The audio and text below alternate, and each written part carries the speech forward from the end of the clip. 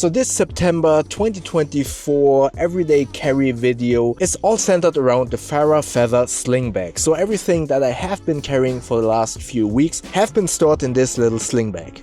This bag is a pre-production unit, so some of the things that I will mention in this video about this bag are potentially being changed or revised. I don't know yet, but if you see something that I mentioned in this video that might be negative or positive, there might be a chance that that might have been changed once the pre-production unit is fully ready. So yeah, just keep that in mind. Sorry for this little bit of a messy setup, but I have my Pocket 3 here as a top-down camera and obviously my podcaster mic. Alright, this everyday carry is centered around this new bag that I have been testing for this everyday carry. This is the Farah Feather sling bag. I have been using this, I kind of like it, but there are a couple of things that I really do not like. First and foremost, what I can say is you can fit a bunch of items inside this bag. Maybe let's go over what's inside this bag first before I go over all of the stuff that I potentially have an issue with. Now, in this video, there will be a lot of items that you already have been seeing in many of my other everyday carry videos, which in my humble opinion is a testimony,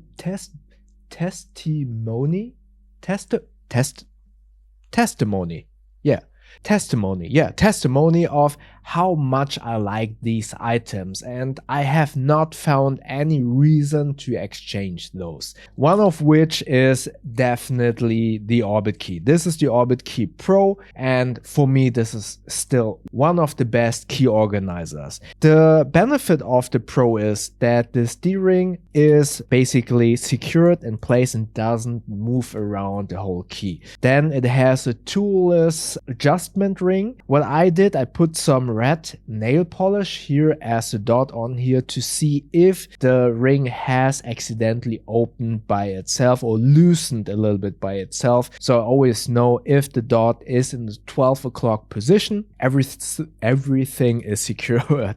I have this on a lockable Night Eyes S-binder. I love S-binders just because I can be rest assured that the main item, this being my keys, will not lose if I open a regular carabiner. For instance, if I open it, there is the potential that this key just swings out of the carabiner. With this S-binder, I can be rest assured that if I open this side from my belt loop, for example, then this side won't kind of open up to lose the key. I attach this to this, what do you call this? To this little buckle where you can adjust the length of the strap, and this always hangs on the outside of my sling bag so I can grab it really fast. So that is my key. You can see it in many of my other videos, so there's not much to say. I really like the Orbitkey and I have been using this for years, so I can highly recommend it. Oh, by the way, I'm sorry if I always repeat myself, but I notice if I don't repeat it, then some of you don't subscribe. So if you like these videos, please subscribe. And if you consider buying any of these items, check out the affiliate links in the description below. With those, you won't pay more, but you will support this channel with a small kickback of that sale. And if you do so and you support this channel, thank you very much. And yeah, don't forget to subscribe to see all of the other videos. Of course, only if you like these videos. So now, going inside the bag. The Farah Feather sling bag has this little flap, and yeah, maybe I already edited in the segment where I kind of talk about this flap. So this bag has a bunch of compartments to organize all of your items. Some of these compartments utilize magnets. Overall, there's a bunch of magnets in this sling bag, and truth to be told, I'm not a big fan of magnets overall when they're being used in bags. Case in point is this protective flap that is supposed to stay in place with a couple of magnets in the lid. But truth to be told, these magnets, if the bag is fully loaded, can't really connect with the other magnets to keep the flap in place. This is not a big deal because the flap does somewhat stay in place, but yeah, why use magnets if they can't really close with their appropriate other magnets? So just to quickly kind of re-explain what I meant with the magnets. So this flap basically is, when it's closed, supposed to connect with other two magnets that are on the main section of this bag. And because the bag is now fully loaded, I will get to what's inside this bag in just a minute. This flap doesn't really connect to the other two magnets, which, as you were able to tell, is not a big deal. It just lays on top of the main zippers, and all of the contents inside are very well protected by these zippers. Still, I don't know, it's, you see this?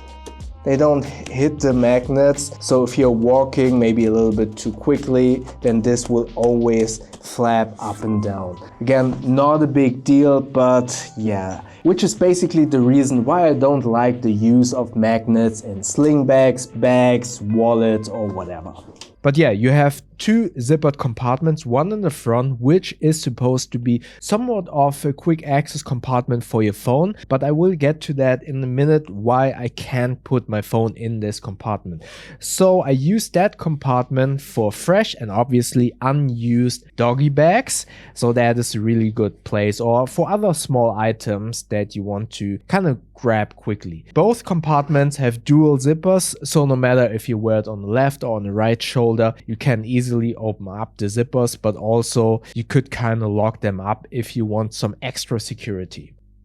Now, going into the main compartment, let's start with my MVP of everything that I do nowadays. That is my phone, and I use the Samsung Fold 5. For me, this has replaced my laptop, and you probably have seen it in many of my previous videos. I have been raving about this phone, and I will not exchange this phone. If I ever get a new phone, I will get another folding phone, and more specifically, I will stay with the Samsung Fold series, because I am a short person and therefore my hands aren't that big. And many people, when they review this phone, they kind of complain about the smaller width of the phone when it's folded. But for me, that is actually a benefit. For me, it's much easier to hold it in my hand when it's folded down. It's smaller, it's easier to use one-handed. So for me personally, it is a huge benefit that when it's folded down, it is more thin, not as wide as regular slab phones, and for me this is great. I use it in the folding version to quickly answer WhatsApp messages or quickly answer emails if it's not that much to type on. Yeah, I can take calls. Everything is much easier with one hand if you use it folded up. Once you open up the phone, it is like an iPad mini. You can use it for entertainment, meaning watching movies and stuff like that, but also working on it, typing up long emails, typing scripts for videos. That works incredibly well with this form factor. Therefore, this phone has replaced my laptop when I'm on the go. And with the stylus, I can actually use the phone as my daily diary as well. So this has been the MVP for the last 12 months. Yeah, I've been using this since July last year, I believe. Yeah. And again, this is great. It holds up incredibly well. The hinge is still working perfectly fine. And if this breaks, I will go to the Fold 6 because it is still not as wide as regular phones. So yeah, this is great. And because it is, when it's folded up, it is thicker than regular slab phones. That is the reason why I wasn't able to put it in this front compartment when the bag is full. Overall, while you can fit a bunch of items inside this bag, it gets, yeah, a little bit cramped, but that is a given. If you pack it full, it will be cramped. But when you put a lot of items in here, most of the compartments that I will show you in just a second will get in each other's way. So it means that you cannot use all of the compartments that are inside. You kind of have to decide which compartments you want to use, because once those compartments are full, other ones cannot be loaded or utilized properly because it is so cramped inside. Moreover, if the bag is full, like I mentioned in a quick segment before, The magnets inside this flap don't really hit the other magnets, so this flap cannot kind of close completely. And to me at least, there is no real point in this. This flap is supposed to be somewhat of a theft deterrent, but also protection for the zippers when it comes down to rain. But yeah, if you cannot flap it over completely and keep it in place, I think, yeah, it's kind of useless for me personally. Now, continuing with what's inside before I go into all of the slots, it is my new favorite wallet. This is the Double Oak wallet, which just as the Extra wallet has this very cool mechanism to fan out the cards, but opposed to the Extra wallet, you can also secure this so your cards don't fall out. Moreover, instead of a band that is here like on the Extra, you have a little slot for bills and 1 and 2 compartments for extra cards. Just as a comparison, this is my Extra wallet, and as I said, there is a band for bills.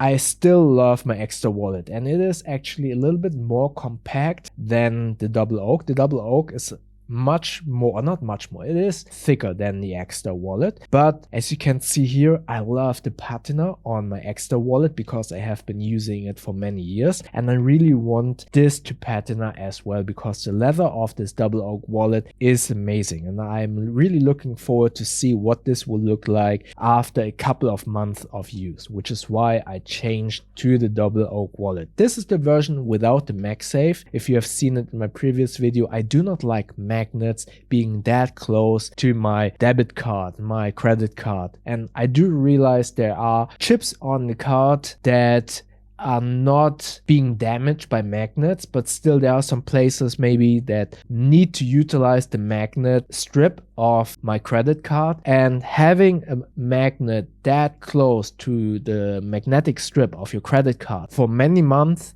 in my humble opinion, I think that can't be that great for those cards. So yeah, that's my wallet. Then I have the DJI Pocket 3 always with me to record whatever I'm doing, as you can see here and here in the shot. I am currently using it to film it, but that fits in here perfectly together with the little tripod mount that you can attach to the Pocket 3. Here I have my new favorite Everydaycarry pen. This is the Civivi bolt action pen. I kind of forgot what the name is. It was a very complicated name, but I really like this because of this bolt action mechanism. It actually also writes pretty well. I want to exchange the refill because this has a fine tip, and I really prefer medium tips when I'm writing. And furthermore, you have this spinning top, which it sounds really,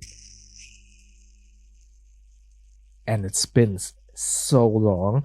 Maybe I let it spin for the time being while I'm talking to you. What else is there? There is a glass breaker on the top as well, this little small ceramic thing. So if you are in a pinch, maybe in your car, it's still moving. Do you hear that? So if you are in a car accident, for example, and you need to break out the window, this little ceramic ball at the end is great to break out windows if you need it, and it's still rolling. So this is an amazing fidget tool. I really like this. So, and if you're a little bit more skilled, or maybe not skilled, but if you get into a pinch, you can actually use this as somewhat of a defense tool, because this is, yeah, a very hard piece of metal that you can kind of poke someone with. And because it is a pen, this probably would be legal to carry wherever, opposed to a knife. I actually did a little bit of craftiness. I used the Dremel tool to kind of put in my name here. You probably can't see it, but yeah, I kind of wanted to make this my own if I ever leave this in another office, and yeah, everyone can see that is mine. So that's my current pen of choice. Then I have a small little buff. While it is still September, it is getting colder and very windy in Hamburg. Then in this back zippered pocket, I have a small little charger. This is just a 4000 milliampere charger. You have been seeing this in one of my other videos as well. The great thing about it, this has a small little puck to charge my smartwatch that I'm not wearing anymore. I only wear it at night to wake me up. up. Now I always wear my mechanical watches. This is a Steinhardt Ocean 500 titanium watch, or I also sometimes wear this Psycho baby monster that I modded with a strap from Artem. Then the cool thing in this pocket in the back here, there are a couple of slots where that charger fitted in perfectly. I have a small little short cable from Shargeek. You can only get this short cable if you also get one of their smaller power banks, which I also use in my extended EDC. That is a great also power bank. Then I have chapstick and another pen that I also like to bring from time to time. This is the Big Idea, I think, titanium pen. This is great to always carry in your bag, but it is so small that it's sometimes not as comfortable to write on, but it's good to have anyways. So that's what I bring inside this bag. As you can see here, you have a couple of slots, as you mentioned, the zipper slot with these small little dividing things, then a slot where I store my phone, and then you have another slot up here and a zipper pocket here. So like many other bags, the Farah Feather sling bag has a dedicated pocket for glasses. However, like I say in many of the bags that kind of want you to utilize these pockets for your glasses, for your expensive prescription glasses. These, for example, are prescription sunglasses, and I have my regular glasses in this pocket, glasses pocket. Honestly, I would never use these pockets for my expensive prescription glasses. Yes, they have a soft inner lining to prevent scratching up the glasses, but if you put your glasses in those pockets, be it in this bag or in any other bag, there is a very high possibility that those glasses will get crushed by the other items that are inside the bag, especially in this sling bag. Once you put a bunch of, let's say, bulkier items in here, your glasses pocket will get very slim and your glasses kind of feel like Luke Skywalker and Han Solo in that disposable crush thingy. So yeah, I admire or I respect that brands really want you to sell these glasses pocket and to use them for your glasses, but I would never use them. And I would say this pocket with the soft inner lining is a great place for your phone to be put inside, so your display won't get scratched up. But even then, depending on the phone you have, the other items might kind of squish or crush against your phone. So yeah, you kind of need to be aware of that. I do like that there is a pocket with a soft inner lining with most of the bags, but for me personally, I would not use it as a glasses pocket. As I said in the beginning, once you fill up the bag and once you utilize some of these slots and compartments, everything gets a little bit crowded, which makes using these other slots, so this one and the supposedly glass pocket, a little bit difficult because everything kind of eats up into the spacing. So it's good to have this slot and kind of decide which slot you like the best. But from my experience, you will never be able to fill all of these slots and utilize them to the full capacity because they will somewhat get in the way depending on the thickness and the bulkiness of those items.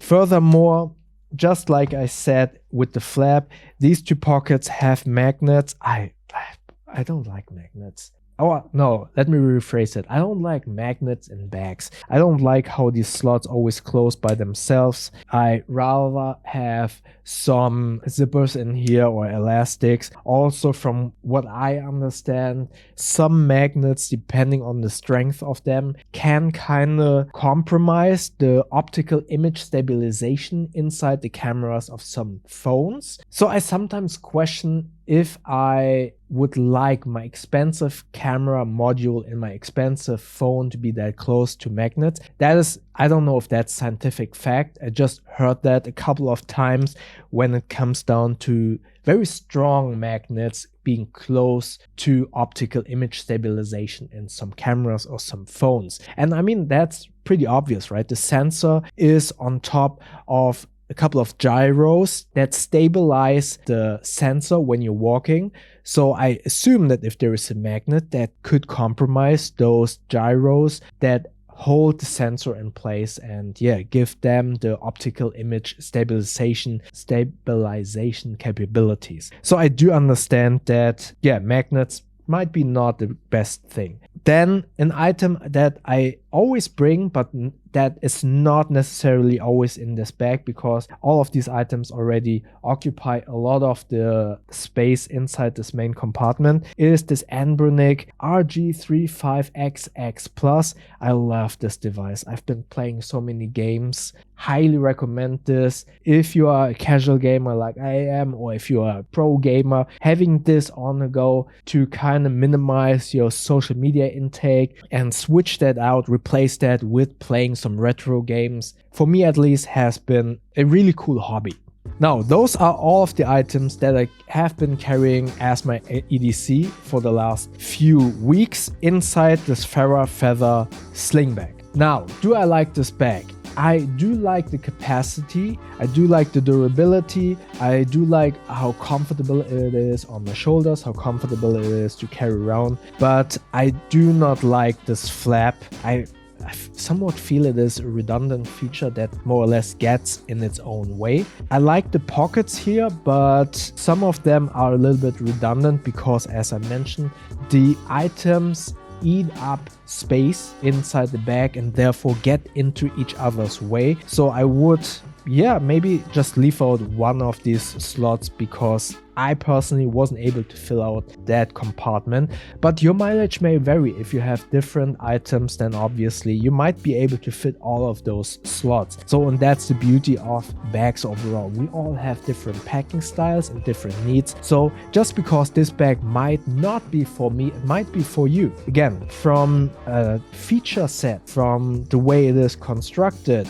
I also think it looks good. All of that is great. From in terms of usability, it's not for me. I do not like this flap, and yeah, I wasn't able to fit or to utilize all of these pockets inside, so I probably will go back to the Evergoods CAS2. The video of that you can see in the info tab above. But overall, this is a cool bag, just not for me. But what do you think about this bag? What do you think about the items that I carry on a day-to-day basis? What's your current favorite everyday carry item and sling bag of choice? Let me know in the comment section below. And if you like these everyday carry videos, check out the one from last month that you can see in the video up here, and YouTube thinks that you like the video down here.